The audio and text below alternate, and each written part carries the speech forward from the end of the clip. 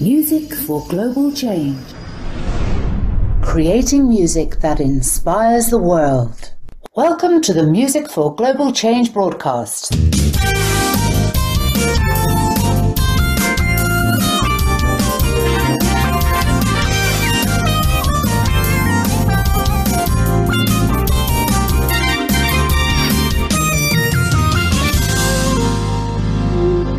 And now here's your hosts, founder and music ambassador Skyler Jett with Deborah, Fennella and Tom Bryant. Are you ready? Are you ready? Are you ready to start a revolution? Are you ready? Are you ready? Are you ready to start a revolution? Okay, well, welcome to the show, Miss Monet.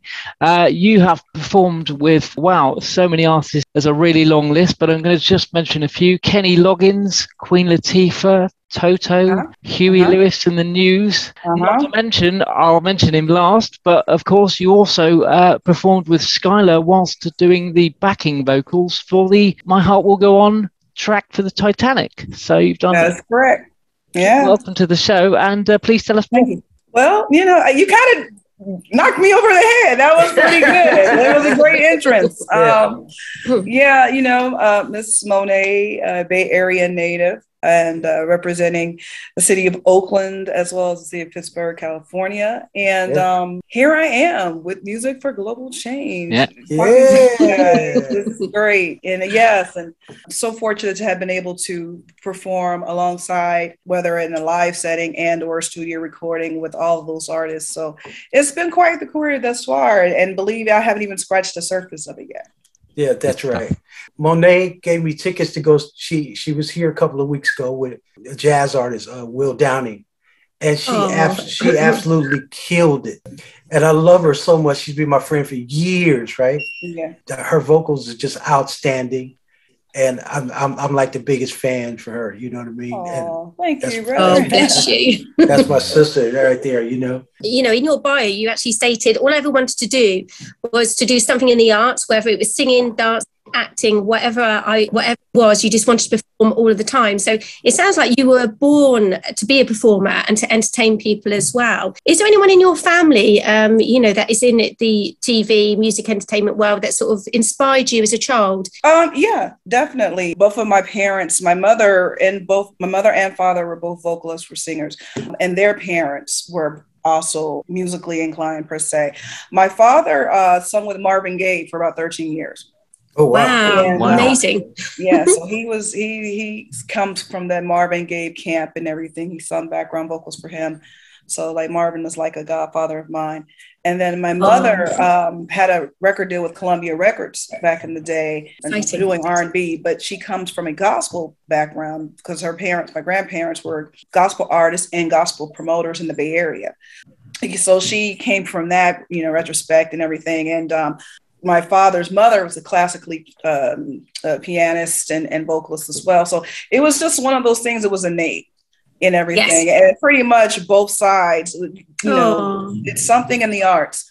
I'm the only one besides my father who just pretty much pursued it as a career. I think I'm kind of representing the whole, like that, but it's been really cool. But yeah, it was just one of those, my mother always said, when I was born, she said, it was surprising to her. She said this recently. It would have been surprising to her if I had chosen another career. Yes. And also, I love your name, Miss Monet, as well. What inspired you to choose that particular name? Is that your stage name or your actual name, please? That's my actual name. My full name is Kanisha Monet. Oh, it's beautiful. For years, thank you. And for years, I was Kanisha Monet, and but they could never say Kanisha right. It would be Keisha.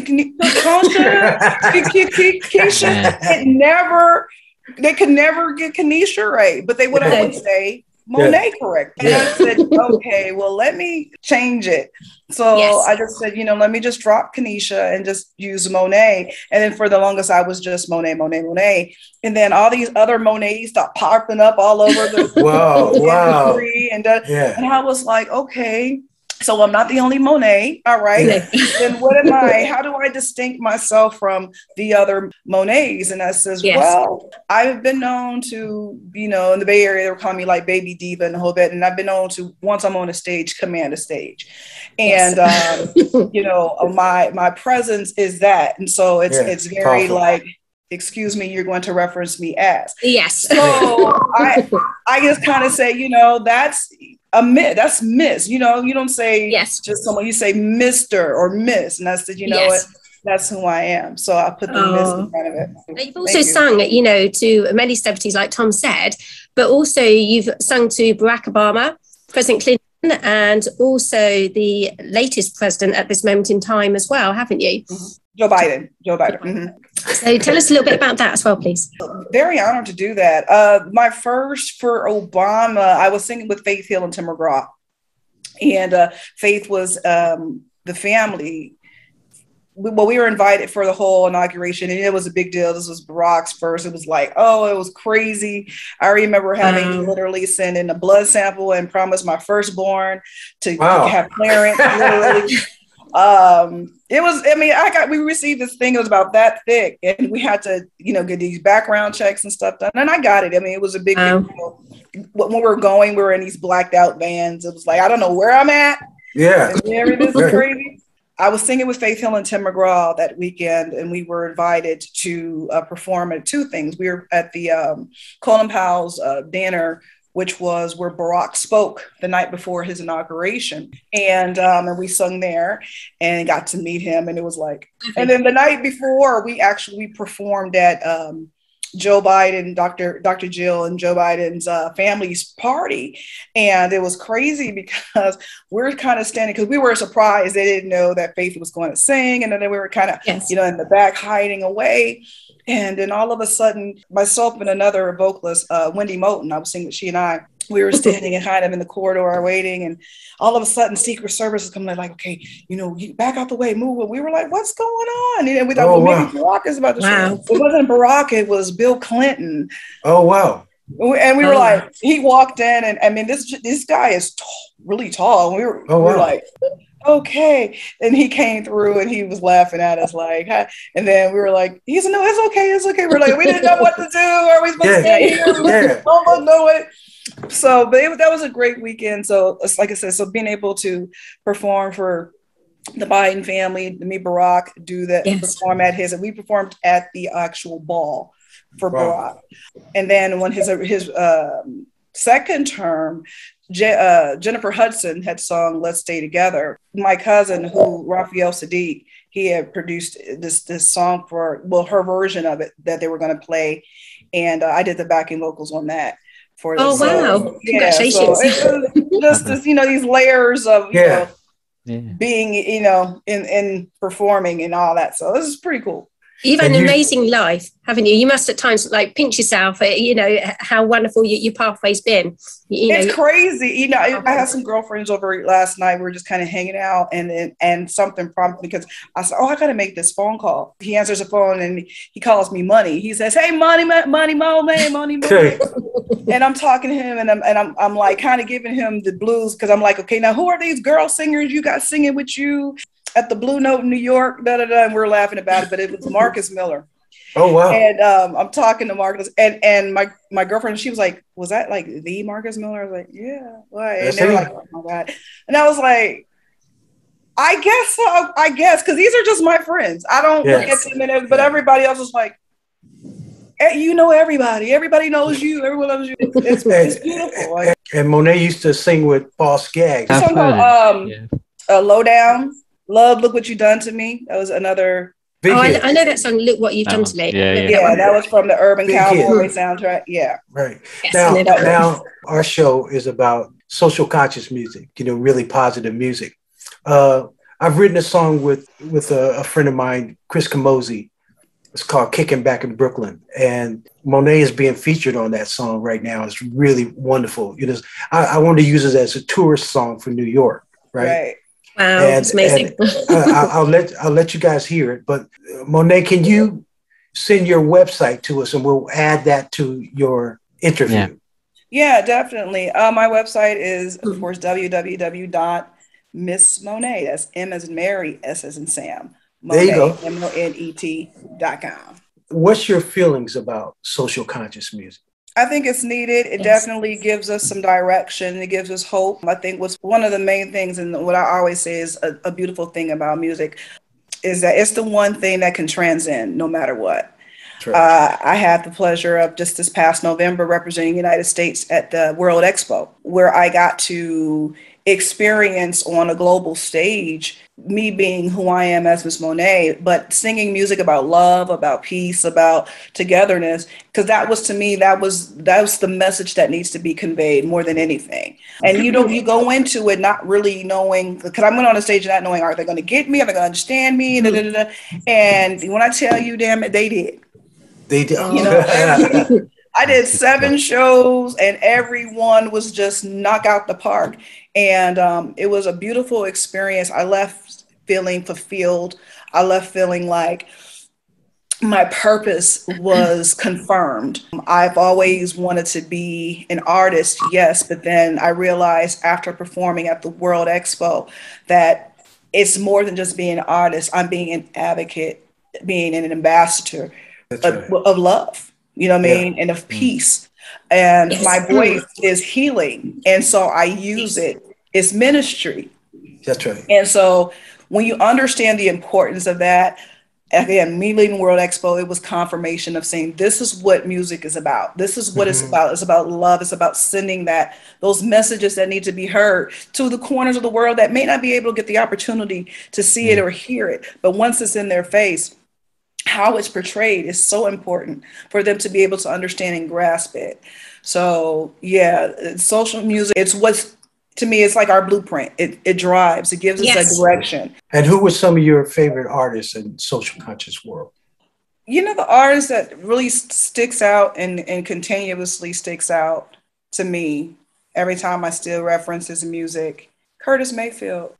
Even coming just, starting from like this the gospel thing and everything. But when you go back and listen to the songs like, There's a Hell Below, when you listen to Keep On Pushing, when you could listen to, You're a Winner, I mean, we could talk about all the stuff giving him something he can feel and all that stuff. But when you listen to those, It's All Right, I Believe, I mean, all these different songs. Curtis, I mean, hands down, just to me is the epitome of just being able to really, really mesh, this conscious music and give us stuff to think about and listen to and adhere to, So Curtis would be my go-to for it all. And Marvin Gaye. Well, definitely Marvin. I mean, definitely Marvin. Marvin, I think he owned it accidentally. I think, when he tapped into what's going on and realized that it made a change. Yes. And I think it changed in the making of that record. It changed him. Yeah. Yes. I can imagine. Just, of his way of thinking and being, and even him writing that, I don't know if you guys heard the story, but they were saying that this record is not going to, this is not going to do, this is going to, that's right. Yeah. It's not going to work for you. This is, you're ain't that peculiar, you that dude, but, he, what's going on? He took the chance on that, and hands down, one of his, if not the best-selling record of his catalog. That's right. And that war was one of the records that helped stop the Vietnam War. It did. Along with, John Lennon's writing Imagine. Right. And, I mean, there's a bunch of them that are my heroes, Bob Marley and Nina Simone. I mean, it's just a lot. I mean, and that's from being from the Bay Area. I mean, we tap into like, a Joan Baez, or tap into stuff that Jerry Garcia was doing. You know what I mean? Right. I just all the Grateful Dead type stuff and everything. Though it was this rock, there was this influence of just change. You know what I mean? And being a product of the Bay Area, Berkeley is known for that, you know what I mean? Between Berkeley and Haight-Ashbury, though these are the makings of, social change in music and how it transcends. So again, being a product of the Bay Area, I'm very honored to be from this place, this type of soil that believes and still does. You know what I mean? We still push the envelope when it comes to, you know, what's right and what's wrong. You know what I mean? California leads in that, but a lot of it is stemmed from what's happening in the Bay Area. Right. You know, so. Right. And would you write some social conscious songs so we can play them on the show? Yeah, I gotta get into it. I mean, there are some things that I've written that, you know, I look at it and I know I have a song called "Let the Healing Begin" that I wrote for another artist, and she recorded it, but we never released it. And it's always a song that I always reference back to when you listen to it. It's like, you know, it's like a love lost, but then at the same time, when you go back and when I go back and like listen to it again and go over those wordings again, it really, really is more than that. It's like, let the healing begin. Like, you know, let's take what has happened, but let's heal from this. Let it, you know, let me just, you know, be done with that, shake it off, and let the healing begin. So, you know, I've had my little bits of it. Yeah. And we need more, and we need you to write more. Yeah. Because there's some issues out there. Not, you know, not negative stuff, but stuff that it could be positive and uplifting. Women's rights. There's all kind of stuff to write about. All kinds of stuff, exactly. All kinds of stuff. And I'm a big advocate for that too. So, and I think also we need to hear more positive news, especially after like COVID and what's going on, obviously with Ukraine and Russia as well, to restore faith with humanity, but also peace is the answer. And I think that's where social conscious music really comes to the forefront. And also his mission is to do music festivals all the way, you know, across the world to, you know, support and obviously push social conscious music, because social conscious music is emotion. It can heal, uplift as well, and it can spread peace and love across the world, which is what really needed at this moment in time. We just really need it. Exactly. Again, like I said, music is the one thing that transcends. You know, you may not understand me, I may not understand you, but we understand this music. Yes, we do. Yes. You know, I don't understand word for word, and you don't understand me word for word, but we know what that feeling is, and you can't deny it. You can't. You can't deny what feels good. I don't care who you are. I don't, even animals. I've seen animals just get turned up in music and just they love it, don't they? Especially horses, you know, cows. I've seen it. I watch, you know, all little TikToks and all this stuff. And I'm like, there's one right now. This guy's playing his music, and he says, "Go ahead, do it." And he plays the beat. Dogs just start going like this, you know. And it's cute, but I'm like, man. And then there's even a pigeon. My sister sent me a bird last week. That was wow. The bird was just bouncing to the beat. And she said, "Do you see the bird?" And I says, "No, the fact that the bird, whatever spirit is in that bird, gets it, you know." So it's just vibration. You know what I mean? It's that transferences of energies and vibrations that you can't deny. But this is also where foreign music, even with the foreign language kind of music, I mean, Skyler, you've been African music, that kind of thing. You won't necessarily understand the wording or even the sentiment of a song, but you can feel even the emotion of it because of the beat, because of the kind of general vibe. You don't need to understand the words. We had Ronald LaPrade on the show last week, the bass player of the Commodores, and he wrote Brick House and Zoom and all that. But I'll never forget when I replaced Lionel. And we was playing in China, and I was singing Three Times a Lady, and they had 18,000 people out there with flash, you know, with lights going like this, right? And they're singing Three Times a Lady with me. And so, you know, when I got backstage, you know, and I'm meeting these people, I couldn't talk to them. No, you must have felt really emotional. I think I would. But they knew the lyrics, right? That's all they knew. That's all they knew. Yeah, that's it. And so it didn't matter because you were able to resonate, you know, that was their emotion. That was their song. That was you know, and again, you can't deny what feels good. No. You know, you just can't. And my concept for Music for Global Change was to introduce, like I like to introduce you to some musicians over here where you can collaborate with them. Now, just like this. We can write songs. I've written over 30 songs like this, just on Zoom or Skype. But I was saying, I'll take vocalists from there and put them on some tracks for some people from Europe and vice versa. And then we can open it up because all these years, like I said, you know, when I moved over here, I can ride anywhere in a car and I can hear as much American music as I want, right? Mm-hmm. But we don't treat them the same. You know, it's the trickle down effect. You'll hear Sting, you'll hear the Beatles and Rolling Stone, and you know what I mean. But it's not like it's not in abundance. And so when Denise and I had our radio show, once a month I started having Europeans on my show, and the cool thing was Americans would hear it and go, "Hey man, who was that?" Right? Because they never heard him before. I did this sister in Switzerland, and she's half African, half Nigerian, and half Swiss, with a friend of mine who I'm going to introduce you to. You're going to love this brother. His name is Urs Wissendanger. He's like the biggest producer in Switzerland, right? Wow. He's amazing, most amazing. Yeah. Anyway, he introduced me to this sister named Nubia, and I flew over and worked on her album with her. We worked on lyrics and he did the music. But the cool thing is her promoter got in touch with me. He said, "Skyler, man, you about to be famous as hell in Europe." I said, "Why?" He said, "Because most Europeans want to be heard by Americans. You're giving them a chance to do that." And that's what's great about our show here is because I get people from everywhere to talk. And we talk about music and you know, all over the world. Even if you can't speak their language, you know, like I go to different countries where I can't talk to them. And somebody would say, "Well, what do you do?" I say, "I play music." "Oh, come here, come. And they'll always take me to somebody that plays music. And then I can find somebody that speaks English, right? Yeah. Right. So I'm always safe. And you got to feel like that. Now you went to Bahrain or one of the places, right?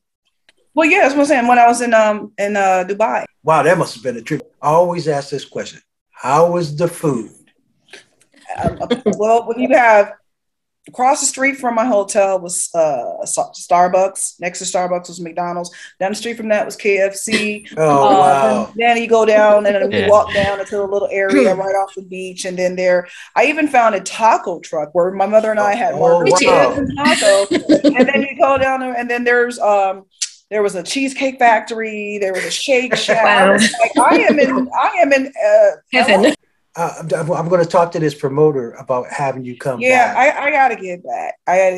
I mean, you know, just being in the UK is just great, but just something is magical about being in London. Yes, no, you're coming back. I'm talking to that dude. I'm going to get you back over here. Now, you know, there's a place that you should play called Ronnie Scott's. You guys know I've played Ronnie Scott's. Yeah, that you should do a concert there at Ronnie Scott's. I would love to do a concert there. I've played Ronnie Scott's with Dee Dee Bridgewater. Okay. I remember when you came over.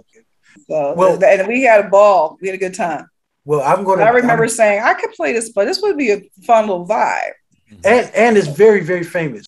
Frank Sinatra and all them kind of people play there. But there's some other places too. I'm going to turn this promoter on to you too as well, because he's like he's a promoter for Dire Straits. I don't know if you've heard of him. So I am like the walking music encyclopedia.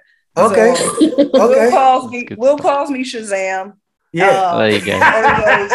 Yeah. You know? And it's funny. I've always been that way. Huey used to laugh at it all the time because he would say something and I'll just be like, "Oh, you're talking about so and so," and he's like, "Monet, how do you know that?" That's right. Yeah. Monet, enjoy the rest of your day. I love you so much. Love you too. Again, thank you for having me. Thanks for joining thank you so much for coming on. And keep shining bright as well. You did an amazing job. I shall. Namaste. I look forward to meeting you sometime. Namaste. Take care. Namaste. God bless you. Thank you. You too. Talk to you later. Okay.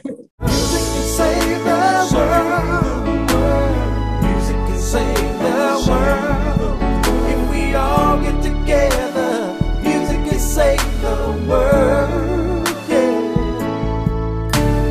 Music can save the world. Music can save the world.